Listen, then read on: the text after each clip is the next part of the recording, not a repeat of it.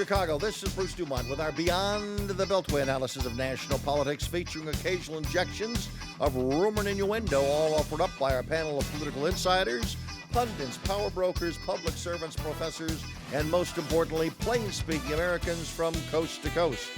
Tonight, featuring commentary by Democrat Peter Hanna, Republican Dr. Jay Kinsler, Democrat Dave Lundy, and Republican Judith Sherwin.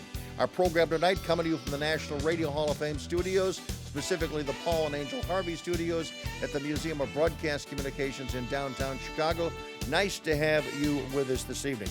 Folks, I want to begin with the House of Representatives is going to soon decide whether or not they're proceeding with articles of impeachment, which start next week. And obviously the Senate will then go to a trial, if indeed a trial is warranted. But then the American people are ultimately going to vote next November, unless maybe the president is gone by then. At this moment in time, based on what you have read, what you experience on a daily basis, you may hang around with a lot of partisan friends, but my question is, in the battle for the heart and soul, the hearts and minds of the American people, in the court of public opinion, who do you think is winning that war right now? We'll start with Judith Sherwin, a Republican. Well, based on what I've been hearing the last couple of weeks, it appears that the president is winning that battle of public opinion. His popularity with all of this stuff that's been going on has been going up. He seems to be winning this battle. And, I mean, I think that's one of the main reasons for that seems to be that the Democrats can't seem to articulate a reason. They keep switching from one thing to another. Dave Lundy, you hang around with different people. What's your answer to the same question? It will come as no surprise to you that I don't have the same answer as Judith. I think the Congress, the Intelligence Committee, did a really good job of laying out the case. But I think that your question is who's winning that battle in the American people? Right. And the answer is it's a draw. While on the one hand, polls say 70% of the American people think the president did something wrong, only 50% want him impeached and removed, 50% don't. I'm going to give you an early prediction on this, which is that I don't think when it comes to next November, this is going to be the most important factor. Okay. Dr. Jay Kinsler joins us. Doctor, your reaction and answer to the same question. Who's winning this? You're out there talking to people every day when you're campaigning. When I refer to the other side, I'm going to refer to the left rather than Democrats, because what I'm finding, I've been out campaigning, signatures, probably talked to 5,000 people over the last 6 weeks on train station platforms, Oktoberfest, church groups, etc. And there's a lot of Democrats that like our president, and I'm talking about firefighters, police, many of the people in the trades unions. And, the left has decided the day after the election that they didn't want Trump as their president. And now they've just been kind of fabricating things ever since then to try to delegitimize him, or basically try to find some crime to say or saddle him with so that they can get him out of office. So these Democrats are buying into that. Now, Peter Hanna is our other Democrat this evening. Peter, nice to have you with us. Thanks. What's your reaction to the people you hang around with? And you've got a good sense of what the public is interested in. I mean, I have a lot of conversations with the folks on, both sides of the aisle, on both sides of the ideological spectrum, or all sides, really. And I think I also think it's a draw. As an attorney and a professor and someone who has, been published articles on constitutional law, I think it's very clear that what the president has done is commit impeachable crimes. And I think he should be impeached and removed, but I don't think as far as the Intelligence Committee hearings and the Judiciary Committee's hearings that are happening now, I don't think they've really moved the needle in a way that would, make me feel comfortable with what's going to happen in the Senate. I don't think it's going to result in the president being removed. Has there been any smoking gun at any of these hearings? Is there anything that you said when you were watching them, not reading about them, when you were actually watching? You said, "Oh my God, this person either really screwed up or really helped our side"? Well, I think, when Sondland, of course, who's the only person who's actually spoken to the president, about any of this in connection with the Ukraine. He gave his opening statement and said, there was definitely a quid pro quo, which of course was splashed all over the internet by CNN and MSNBC. In the afternoon, he made it very clear that not only was there no quid pro quo, he asked the president specifically, what do you want? And the president said, I don't want anything. I want him to live up to his word, meaning I want him to live up to what he ran on and what he got elected on. So, I mean, unless you're a mind reader and you have a decoder ring where you think that when the president says, I want nothing, he means I want something, it seems pretty clear that he doesn't want anything. And then there's Jim Jordan's 4 facts, right? And one of them is there was no investigation. There was no quid pro quo. The money was released. He had his meeting in the Oval Office, and he had his meeting at the United Nations. I want to get back to how each side views what they've been watching on television and reading about it. David, are you happy with the way that the Democrats have sort of made their case? I mean, was there an aha moment for you or a gotcha moment for you, or were there several? Yeah, I mean, the answer is I was very happy with how the Intelligence Committee made their case. I thought that they were extremely effective in building brick by brick by brick. I think, including Adam Schiff. Especially Adam Schiff. Okay. Yeah, absolutely. As a prosecutor, I think he did a phenomenal job. The Judiciary Committee, there's a reason Adam Schiff was given this job. It's because Jerry Nadler was not the guy you want as the face of the Democratic Party in this process. Unfortunately, he now is the face of the Democratic Party in this process, and I have no idea why they had a law seminar on Wednesday of this past week. It struck me as a bizarre thing to do. As a recovering lawyer myself, it gave me flashbacks. I just didn't see the point. Did you see the point, Jay? No, bringing in the again, law professors. I'm kind of more of a common sense, basic kind of transplant surgeon. I see physiology, I see science, I see facts. The Ukraine, which is known as a very corrupt country, has already received $1.5 billion in aid from us, and this was going to be a release of an additional $400 million. If you're in charge of that money, i.e., President Trump was in charge of releasing that money, you want to make darn sure that that money's being spent appropriately and wisely and not being squandered away. So I applaud him, and if for instance, I am fortunate enough to get into this to Congress, I would basically look into how those monies are being spent and not going. But what about bringing up the subject of Burisma and Biden's son during a conversation with the president of Ukraine? Was that right or wrong? I mean, a lot of Republicans say, you know what, I don't think the call was right, but I don't think he should be thrown out of. I think he was just bringing up. Are you one of those Republicans? I just think he was bringing up an example of a corruption which he knew about, which is Biden's son getting $50,000 a month for doing no We'll job. hear Democrats respond to that when we come back. I'm Bruce DuMont, 1-800-723-8229 from coast to coast and border to border around the world, also on BeyondTheBeltway.com. Thanks for joining us tonight. Tell you.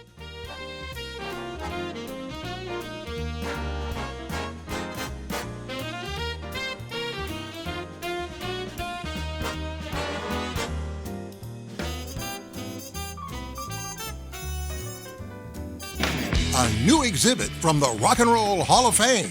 Stay tuned. Rock on TV. Artifacts from the Jackson 5, Sonny and Cher, Elvis, Cyndi Lauper, ZZ Top, Eric Clapton, and more. Now at the Museum of Broadcast Communications, 360 North State Street, Chicago. From Bandstand to Gaga, let's rock on TV. For info and tickets, visit museum.tv.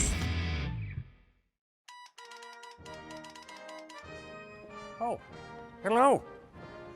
These days, I'm often quoted as saying, you can't believe everything you read on the internet.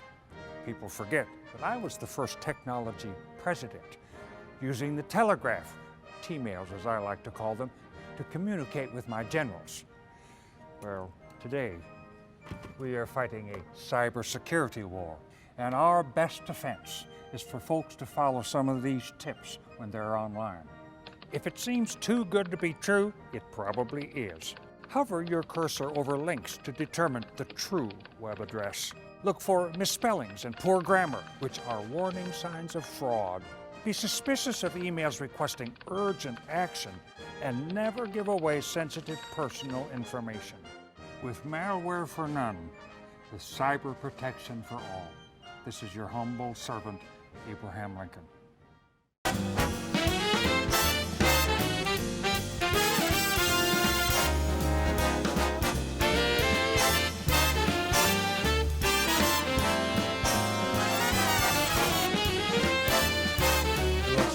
Our lawyers have been at it. We haven't brought the surgeon in yet, but boy, during the break, the lawyers were making their appeal and making their points.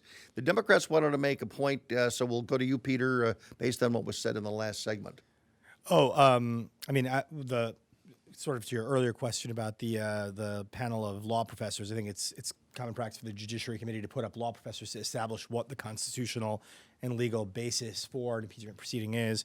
And I think the one criticism we heard out of the Republican-selected law professor was it was happening too quickly. He actually did say that, if proven, the quid pro quo of withholding military aid for a personal political favor could be an impeachable offense. But he said it happened too quickly, which I did find really funny because the timing between the Bill Clinton announcement of the impeachment investigation and the impeachment, vote was about 75 days. We're right in line with that right now. Mm-hmm. Judith, you were making a point as well? Well, you had said something very inflammatory during the break, and the Democrats have pleaded with you to repeat that. Well, before I repeat that, I wanted to make a point about what the doctor said about the Burisma situation and the corruption in the Ukraine. The United States is under a treaty obligation going back to 1993, signed by Bill Clinton, to cooperate with Ukraine in the investigation of corruption. So when the president was talking to the president of Ukraine about corruption, he was actually fulfilling his treaty obligation, number one. The fact that Joe Biden is running for president doesn't give him a free pass on potential corruption issues that he might have participated in. Now, I would probably be a lot happier if his name hadn't come up. I'd be a lot happier if his son hadn't gotten $83,000 a month while he was the person in the Obama administration in charge of the Ukraine. But it is what it is. The president mentioned it. He did not say anything like a quid pro quo. And the fact that he said, do us a favor, is not exactly a mob boss asking for a favor for his Dave personal... Lundy is exactly like that, but I'll let No, it Dave, isn't. I find it astonishing that I don't know whether you actually believe what you're saying about the president and his concern over corruption, because I it seems do. to, Let's let him finish. okay, then congratulations, question. because it seems to be the only place the president cares about corruption is with Ukraine and Joe Biden and Burisma. Because, the funny thing is, Bibi Netanyahu was indicted. He has actually been indicted in Israel. I haven't heard a word from the president about concern about corruption in Israel. If Now, you want to discuss hang on, Bibi Judith. Netanyahu and what he was my point indicted is- for, I'd be happy to do that, okay? you should let him finish. Judith, the point is that the president has selective concern only in regard to Joe Biden and Ukraine, and the notion that this was some high-minded investigation warranted by treaty is absurd and belied by the facts, and belied by the fact that every single individual in that chain has testified that what happened was wrong. And the people who haven't testified every that what single happened, and the person people has who haven't testified testified that about what it- happened was You gotta let him wrong finish. were the people that the president has blocked from testifying. Every Are Pennsylvania you, admitted it. are you, Judy, are you satisfied that the president made the right decision by not letting Rudy and Mulvaney testify? Was that a good legal decision on the part of the president? As a legal decision, a question of executive privilege, absolutely. Okay. The executive privilege is a Absolutely. recognized defense, Should and there's nothing wrong should with it it. have been used for more people? I mean, are there people who have testified that that should not have been? I mean, Ambassador Sondland, had he chosen not to go there, or if the president would have said that's confidential information. It seems to be there's a selectivity between which members of the administration are going and which ones are not going. I think with respect to executive privilege, there is a limited group that falls into that category. I'm not sure, I haven't done the legal research on it, but I'm not sure that he could claim executive privilege with his conversations with the ambassador. And the ambassador being allowed to testify, I mean, I don't know how you get beyond the ambassador saying, when he was asked directly, did the president tell you not to release the aid? Did the president tell you he wanted a quid pro quo? And he said, absolutely not. Now, how do you get beyond that? I have no idea. Peter, how do you get beyond that particular One point? sec. Judy may not have done the research. I have, and many others have. The way the president is asserting executive privilege is across the board to everyone. The people who did testified contravening the will of the president. The State Department put out a notice to basically all employees, do not respond to congressional subpoenas. The people who stepped forward and testified did so against the president's wishes and instructions. They did so for their own reasons. But there's this belief now that obviously some people who are Republicans, and Bill Barr, who I think is a horrible, I'll reserve that for later, believe that this idea of the executive privilege being, absolute. And I mean, I feel like I'm in a parallel universe in which the framers' biggest fear of this country having a leader who has king-like powers is happening. I mean, it's completely astonishing. I mean, I have tons of friends who are Republicans, people who are more conservative than both of you guys combined, squared, and I'm seeing several of them kind of just, buckle down in this, like, Trump can do no wrong. He's after corruption in Ukraine. And it's baloney. Well, then I guess back to my original question about who's winning the battle of the heart. And I think that's the important point. Have the issues involving, by bringing up Burisma and by bringing up Joe Biden's son, has he basically, even though he's taken a lot of flack for that conversation, has he poisoned the well for the Democrats? I mean, Joe Biden is still leading in all the national polls. He's not leading in Iowa. But I mean, how badly as a Democrat, how badly as a Democrat and as a political operative, Dave, do you feel that Joe Biden has been hurt by this? Well, first of all, I don't think that Joe Biden is going to be the Democratic nominee. I've said that for a year. Okay. And that's why there was no quid pro quo. I don't think Trump considers Joe Biden even a threat, and I don't think he absolutely considers. I don't think he considers him a threat whatsoever. When Joe makes all those weird comments.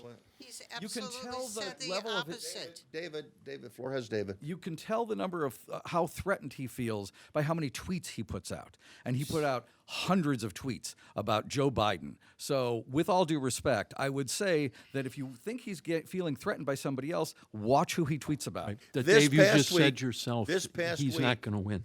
This past week in Iowa, Joe Biden at a public forum was asked a question about Burisma, and it went viral. And let's take a look at it right now. Not only the comment, but also Joe Biden's response. We all know Trump has been messing around in the Ukraine over there. But you, on the other hand, sent your son over there to get a job and work for a gas company that he had no experience with gas or nothing. So you're selling access to the president just like he was. So you're a damn liar, man. That's not true. And no one has ever said that. I didn't say you were doing anything wrong. You said I set up my son to work in an oil company. Isn't that what you said? Get your words straight, Jack. All right. Okay. You've just said you're not a big fan of Joe Biden's. I don't know where you stand on Joe Biden, but as a piece of video, does that help or hurt Joe Biden's? Is he a father standing up for his son, or is he a political candidate not taking into consideration what most people think? Yes. Yeah. That's okay. But I'm with Dave. I mean, I told you probably a year ago, there's no way Joe Biden will be the nominee. But, Donald Trump wasn't in the room to hear that, and he goes by polls, and polls show that his, base of basically the voters, the 80,000 or so people who decided the election, they could go back and forth on Biden and Trump because, I think they both have a similar sort of appeal. So he is most threatened by Biden. or it was at least when he had the conversation with this Ukrainian. I mean, You think well, that's true? No, No. Joe Biden's way beyond his prime. I mean, there's just countless examples that where he was talking this week about the hair on his legs and how he liked kids sitting on his thighs. I mean, the guy's just inappropriate and he's a little bit off base. I can tell you that Trump does not consider him. Who's the toughest Democrat? I would say probably yet to be named at this point. Probably yet to be I don't named. think I Rivers has gotten cannot in see yet. any of the current group of Democrats even coming close to touching Trump. And it's just it's just a charade of jokers. I mean, You I agree think with that, absolutely, I agree with that. I think I think Nancy Pelosi agrees with that. I think the Democrats agree with that. The left agrees with that. That's what this whole impeachment charade is about, except for the part that's about the IG's report that's Well, let's coming go out back- I wanna tomorrow go- that they're trying to get Go around. back to the Democrats and get their response. You said that you were correct. I do recall you saying, both of you, you've said on this program you were not fans of Joe Biden. So if it isn't Joe Biden, knowing what you know now, and now we have a couple of new candidates in the race, and Kamala Harris fell by the wayside. Who is someone that can beat Donald Trump? Peter. I mean, I think all these candidates really have a good All chance of of beating Donald Trump. You can keep the snide, snarky laughter to I'm yourself. sorry. And you can let me finish as well without actually Go taking ahead, the mic. finish, but that's I think, Donald Trump is a noxious, toxic presence in this country. He has embodied corruption in the highest office. He has put America behind, made it a laughing stock, which he said he would. I mean, you literally have world leaders laughing at him multiple times. But wait a minute, let's just talk about finish the my- world please. leaders then. Just as a matter of respect, let me please give me, Doctor, the opportunity to finish. So, as a matter of respect. You might try to get your facts Judy, straight. I don't think you'd know a fact if it literally fell on your head. Oh, so come on. let me. Come on, cut that out. Judy, Just you cut it. do you need a break? cut it. Do you need a break? No, you need a break. I think you need a break. No, I Here, think you need have a some break. water and let me finish Just my point. cut it out. Judy, Say something. saying things loudly at Say- people No, is say not something. respectful. Say I think something. you need to be Say quiet for a moment. I something think that you need to is be quiet. reasonable. Ladies and gentlemen, we're going to pause. We are all going to take a break and be back. A line is a powerful thing. It connects the global economy to your living room. Cleaner air to stronger markets. Factory floors to less crowded roads. Today's progress to tomorrow's promise. Norfolk Southern. One line, infinite possibilities. Flintstones, meet the Flintstones. They're the Monticelli family. From the town of Fairfield. Meet George Jetson. His boy Elroy. With instant acceleration, electric cars are more fun to drive and more affordable than ever. Electric cars are here. Plug in to the present. The economy is not working for everybody, especially those in jobs where unscrupulous businesses keep wages lower by hiring millions of illegal workers. Those businesses could use the government's E-Verify system to prevent illegal hiring, but they refuse. What's best for the country? Let businesses continue to hire illegal workers or require E-Verify, raise wages, and recruit left-behind Americans? See what voters want at everifyworks.com. Paid for by Numbers USA, because numbers count.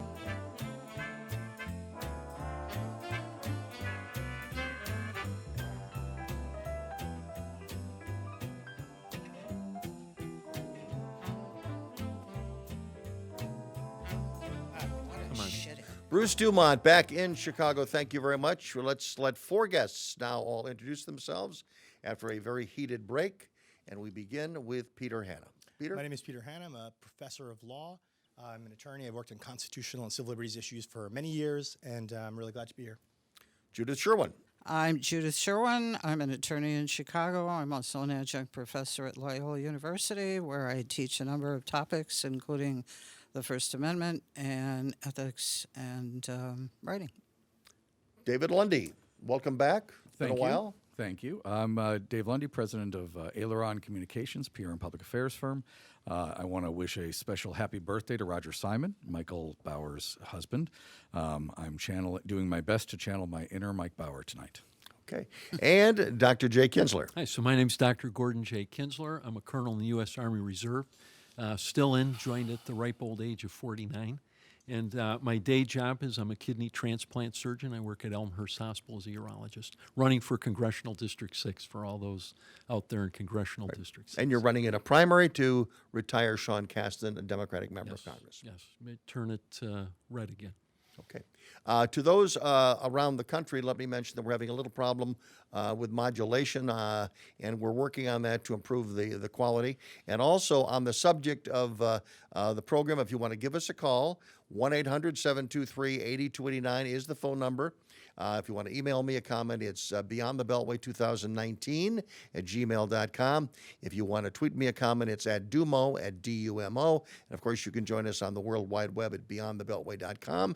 And you can also join us on Beyond the Beltway Live, Facebook Live, and also on YouTube. And also, last week on this program, I made an appeal for our GoFundMe campaign. It's very important that support for the program continues to come in so we can continue to bring you this program, all sides in heated conversations about Campaign 2020. If you go to GoFundMe.com, that money will be used to help the satellite delivery of the show in 2020. Thank you all. We had a very good response last week on the program. And again, if you're willing to do that again this week, we would appreciate it very much. Again, GoFundMe.com.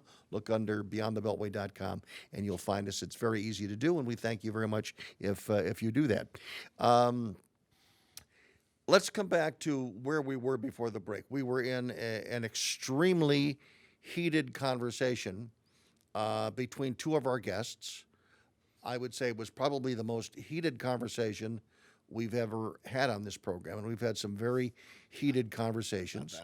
And there are many people in the country who have heated conversations with friends or former friends, and so I would just like to take a moment to see if there's anything we can do on this program, because we like to have excitable conversations, but we like everybody to speak one at a time, and we like people to be respectful. Now, Peter, you took exception because you felt that Judith was interrupting too much. Am I summarizing that? I think so. Okay. Now, Judith, from your perspective, how did you hear what Peter was saying? Well, what I heard was a complete lack of reality of anything that's going on, and a complete unwillingness to listen to anything other than his own point of view, which is very aggravating and very difficult to listen to. So I'd like to agree with Judith on one point, which is I think that what we are lacking in this country increasingly is a common set of facts. I am quite confident that the facts are on our side. And I'm quite confident that if you actually look at the facts, not what Fox News tells you to look at, there are some clear realities. But this has been a trend in this country going back to the 90s and Rush Limbaugh. I was on a panel in 1992 bemoaning what right-wing talk radio was doing to citizens' knowledge and citizen facts. And I think that, look, I don't agree with a word that your other two guests said tonight, respectfully. But I think that we really are having a problem in this country with the death of facts. And I think that the constant attacks on the media that didn't start with the president, in fairness. Donald Trump has accelerated it. It did not start with him. But early on in his presidency, he told Leslie Stahl he was attacking the press, and she asked him, "Why are you doing this?" And he said, "Because that way, when you say something negative about me, nobody will believe you." I think it is intentional, and it is working. But to get Peter back to you, go ahead, make your point. No, I want to agree with what Dave said, and I also just want to say that what we're seeing, I think what is particularly frustrating to me is otherwise, good people who have lovely families, who love them, who respect them, who want to spend their time together, are bending their perception of reality to accommodate political position. And it's sad. I mean, what this Senate trial will eventually be, and it's coming, it will be a collision of the world of facts with the world of conspiracy.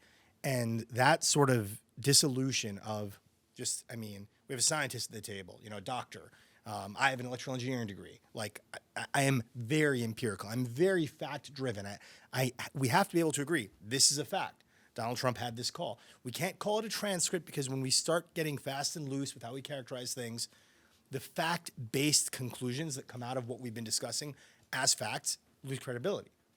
But can different people look at the same facts and come to differing opinions? They can, but to have, respectfully, Judith, say that Sondland came out and said no quid pro quo and then completely said, no, say there was quid pro quo in his opening and then say, no, there wasn't, that's not a true fact. He said a lot of things. He also submitted testimony, written testimony, that he then had to change after other people testified. Well, there was post-debate or post-hearing analysis that I heard that basically said that Sondland, said one thing early on, right, and then later on, he sort of changed his opinion.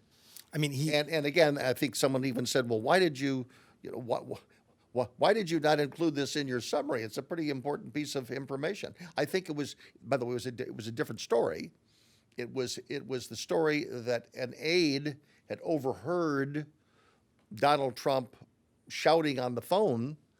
That was sort of like an aside in the hearing. It wasn't included in anybody's opening statement. So there are analysts, and I watched a lot of Fox and I watched a lot of CNN,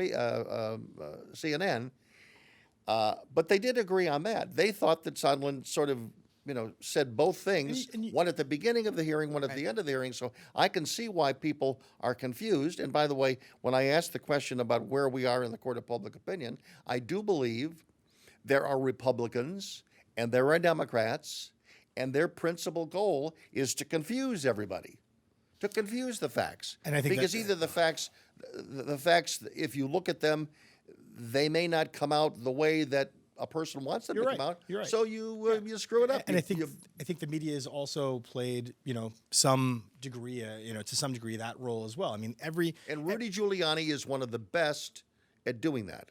Yeah. What, obfuscating and confusion? Yeah, and obfuscating and yes, confusion, for sure. agreed. Okay. Would you agree with that? That Rudy is good at obfuscation? No. Even though I don't want to deal with a specific right now. Right. Because you can always find an example that doesn't fit Right. the specific. But I did. But generally speaking, if you were in trouble, Right. if you were in trouble, Right. and they were throwing everything but the kitchen sink at you, would you want Rudy Giuliani in the court of public opinion to be on your side? I'm not sure I know what that means. Would I want him to be my Well, lawyer? Radio and TV shows all the time, speaking no, well of you and ill of your opponent. Not necessarily, no, because there's some things that Rudy says on the radio and the TV that I want to pull my hair out. But I think that Rudy Giuliani is an excellent lawyer. I think he's always been an excellent lawyer. But I wanted to comment on what you said about Sondland because I think it's very important. And I'm going to quote another lawyer who I've never really agreed to up until the last couple of years, is Alan Dershowitz. The greatest mechanism for getting to the truth of anything is cross-examination. And under cross-examination, Gordon Sondland took back everything he said in his opening statement, including the fact that everybody knew there was a quid pro quo. He absolutely undercut his testimony. He agreed that the president never asked for anything. Let me just stop and for a was second. very clear on that point. That is your opinion. Well, no, that's what he said. No. It's your opinion, your interpretation of the cross-examination. Right. Peter, what would you say about the cross-examination? And is there anything that Judith just said that you would agree with? What I would agree with Judith about is that Sondland's testimony was a little bit scattershot and a little bit all over the place. And frankly, it's hard to discern from everything he said and everything he submitted what exactly he perceived. The only facts we have are the transcript of the actual hearing. The transcript? Yeah, or of him, of the hearing itself, of okay. the questioning and his written statement, but whether everything in there is true is unclear because we didn't experience that. So all we have is a first-hand, second-hand, third-hand testimony of individuals who are proximate to what is being investigated. the one thing I want to point out is the Ukraine thing. I think the Democrats have rallied around it because it's an easy story to tell.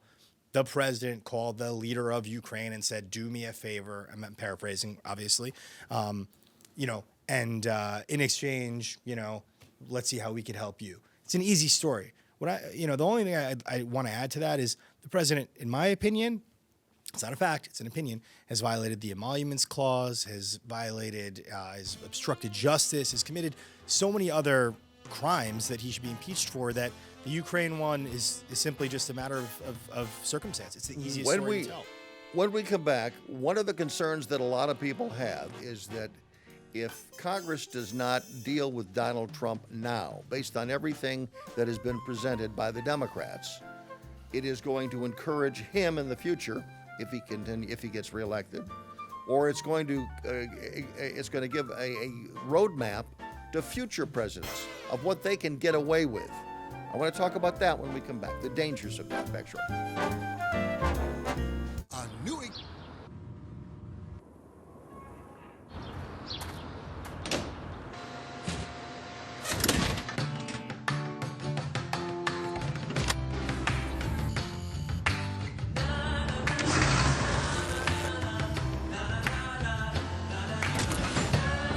When CSX moves forward, so do the rest of us.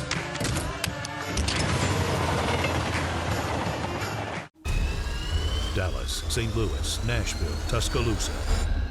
All major cities to feel the destruction caused by a direct hit from a tornado. Is Chicago next? It's not a question of if, but when, and the clock is ticking.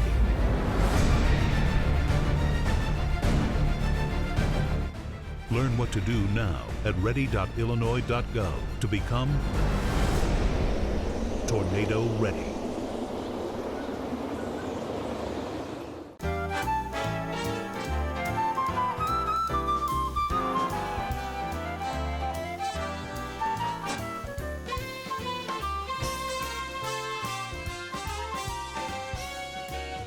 So far away. DuMont back in Chicago. The question that I'm going to ask our Republicans, a concern that a lot of people have is that if Donald Trump gets away with this, and you define whatever this is, but if he gets away with it, it's going to just make him stronger, and it sends a signal about future presidents, and basically is, if they don't get Donald Trump on this, are they ever going to get any president on anything?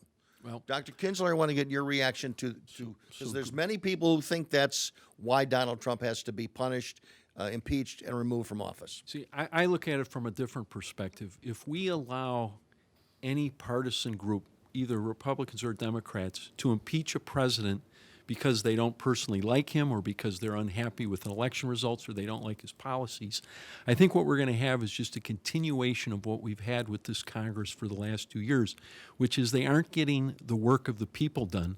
They're constantly bickering, fighting, having these hearings. I mean, remember, most of these impeachment hearings started behind closed doors with these private tribunals. They were sequestered away in some basement room. I just finished reading Solzhenitsyn's The Gulag, and that's much of how the Soviet Union got its start, with these private tribunals and now not having transparency. So you're worried about that the problem is going to be on the other side. Judith Sherwin. Yeah, I'm very much worried about the same thing. The other thing that I'm worried about is the way people just kind of accept the sort of litany of things that are thrown out there every time we talk about anything. We just heard that he violated the emoluments clause. As it happens, the case has been dismissed several times. I don't even know if the case is still going on. The courts don't seem to think he's violated the emoluments clause. We had a two and a half year investigation about Russia collusion, which turned out to be a total dud. There was no Russia collusion, although it's rearing its ugly head again. This obstruction of justice is a total chimera. So I'm worried about that, and I'm worried about the fact that future presidents are going to have to put up with the same thing and never get anything done. Dave, are you worried about it? Because you said you were worried about it before the break. I channeling inner Mike Bauer. Okay. Okay. because so much of what they just said was not true. But I'm going to let it all go, and I'm going to focus on this specific question you've asked. I am desperately concerned because what Donald Trump has done repeatedly since the Democrats have taken over the House is done things that no president has done in history, which is defy congressional oversight. He does not accept the fact that Congress has an oversight responsibility and an oversight right. And therefore, it's not just this hearing. I mean, let's not forget, it's not just the impeachment question where he's defying and saying no witnesses, you can't talk to them. I mean, this has happened in time after time. There was the question about security clearances. The Congress subpoenaed the White House. The White House said, no, you can't have this information. Why can't you have this information? When they subpoenaed Bill Clinton in Travelgate, Bill Clinton, turned over all these witnesses and turned over this information. This White House is lawless in a way that no president has been in history, and they've even asserted it in federal court and been mocked out of federal court by judges that said, you're making this up. There is no such thing as the all-powerful executive. That's why we don't have kings anymore. Is the fear of 4 more years of an unfettered Donald Trump, is that the biggest fear the Democrats can and will use to gather votes in 2020, Peter? I don't think they need to use it. I think everyone is who sees what's happening, at least in the Democratic side.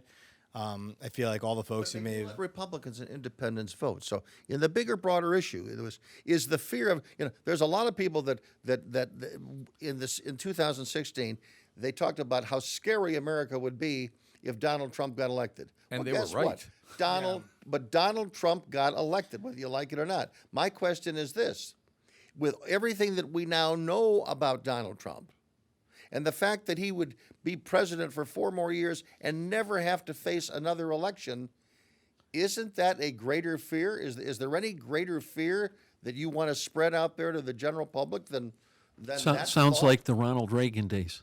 Right. I mean, have you ever heard you guys have heard the expression bread and circuses? You ever hear that expression before? Yeah.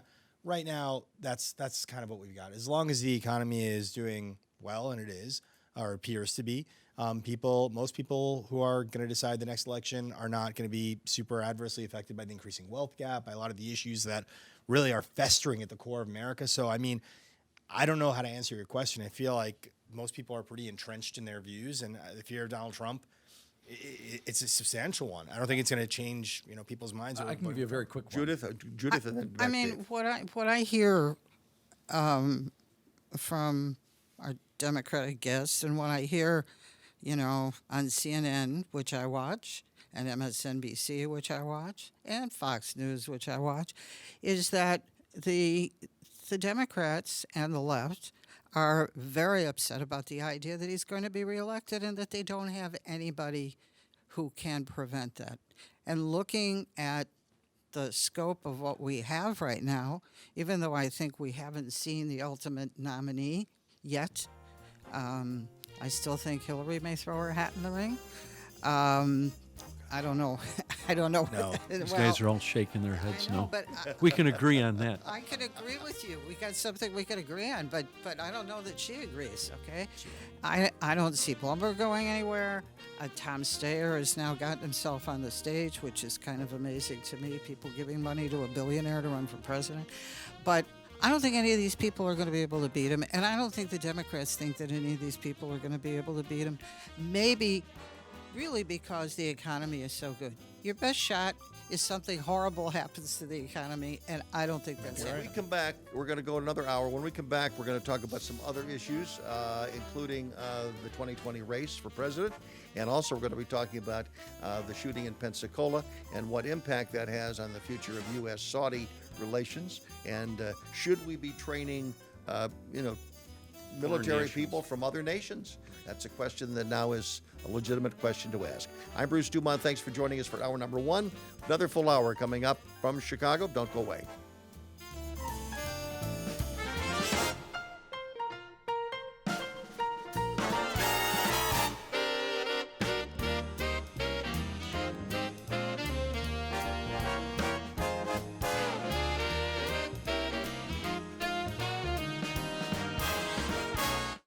Welcome to the world, 2116. You can fly across town in minutes, or across the globe in under an hour. Whole communities are living on Mars, and solar satellites provide Earth with unlimited clean power. In less than a century, Boeing took the world from seaplanes to space planes, across the universe and beyond. And if you thought that was amazing, you just wait.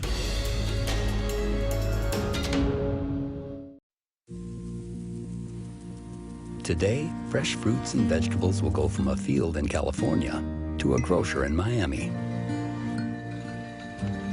A bottle of beer from Eagle Pass will journey to a restaurant in Manhattan.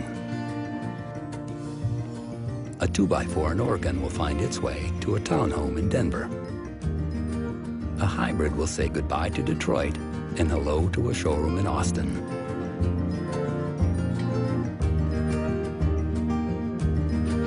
While a steel beam will leave a mill in Illinois for a high-rise in Phoenix. And a flat screen in China will head to an electronics store in Memphis.